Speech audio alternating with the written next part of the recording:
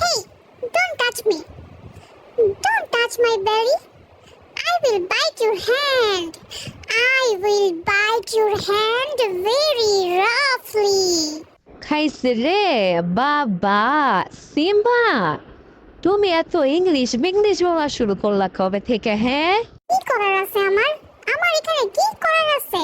কারণ আমি তো আপনাকে বাংলায় বলছি, আপনি তো বুঝেন নাই, তাই আমি ইংলিশ ট্রাই করলাম। যদি বুঝেন আপনি, হ্যাঁ? কারণ আপনি এমন ভাব ধরেন যে আপনি খুব ইনোসেন্ট, আপনি কিচ্ছু বুঝেন না।